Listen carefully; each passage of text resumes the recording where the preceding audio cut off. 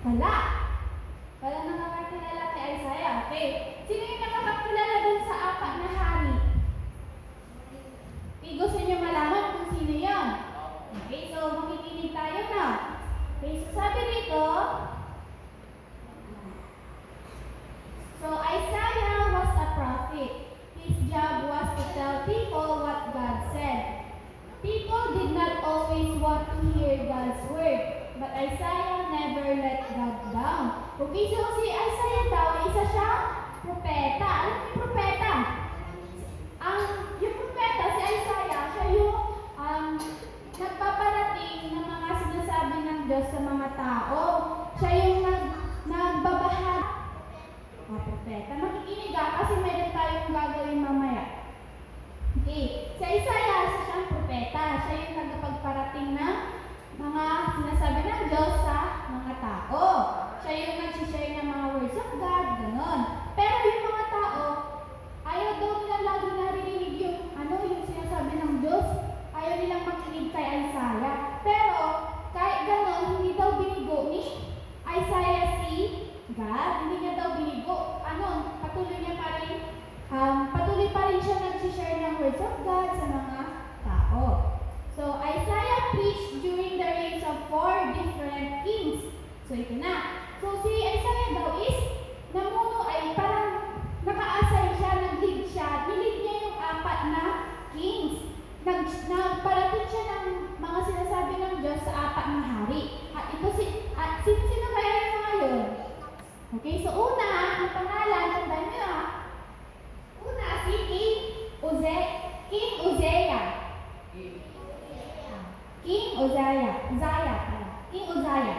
And pangalawa is si King Jotham.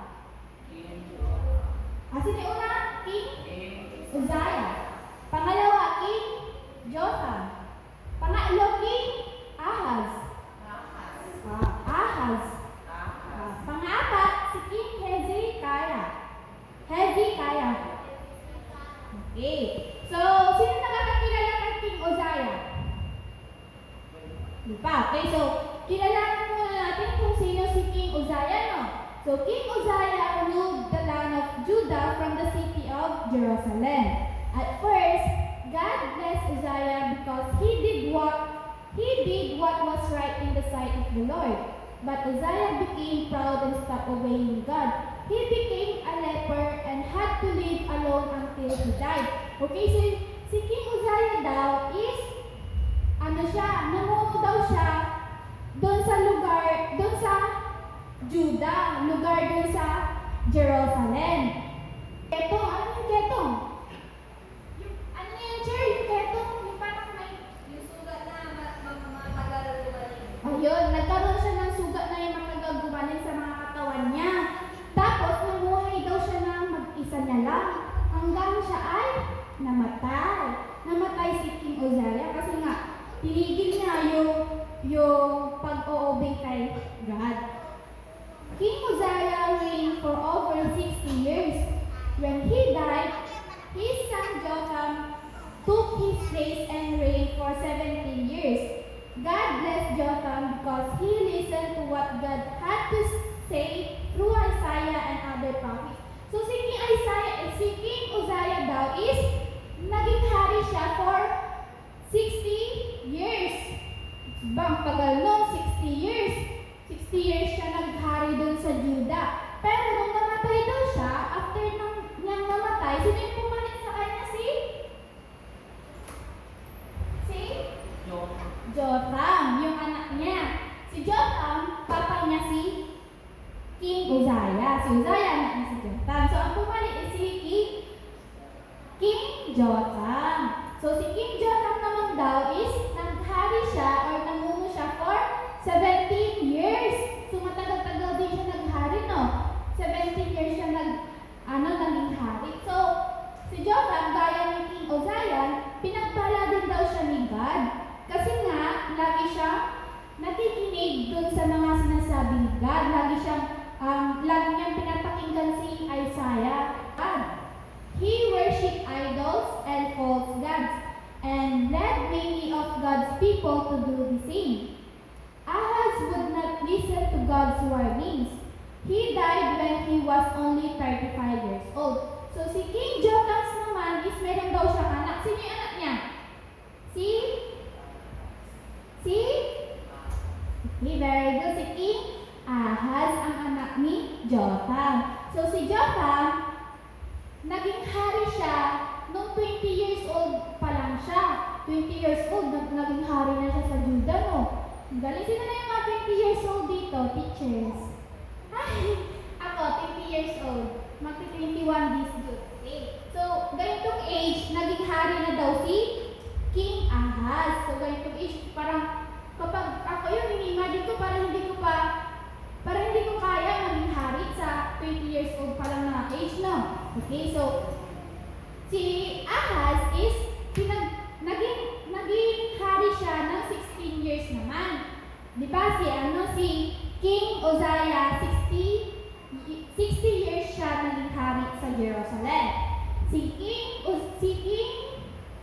Jotham naman is naging hari siya ng 17 years.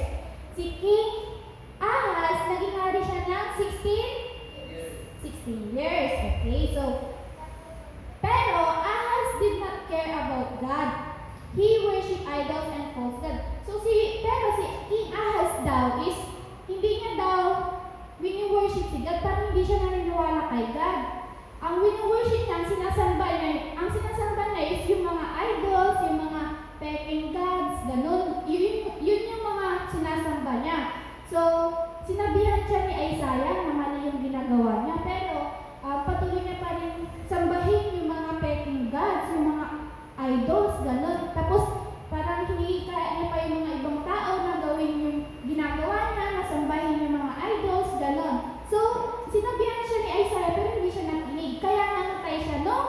35 years old pa lang siya. Di ba ang bata? 35 years old pa lang siya, namatay na siya. Awa. Okay, so, namatay si King Ahaz, di ba? Namatay si King Uzziah. After nun, ang pumalit si King Jotham. After nun, ang pumalit si King Ahaz. Sino kaya siya sumunod? Di ba? Namatay si King Ahaz nung 35 years old. Sino yung pumalit sa kanya? Yung pang-apat. Oh, binanggit ko yung kanina. It starts with letter H. Sino? Hindi sila nakikinig kanina. Oh,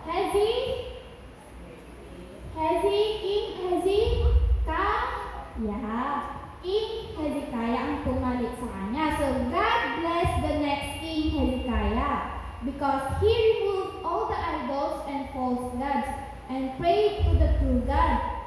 When an enemy army attacked Judah, Hezekiah knew his army was too weak to win. He asked Isaiah to pray for God's help.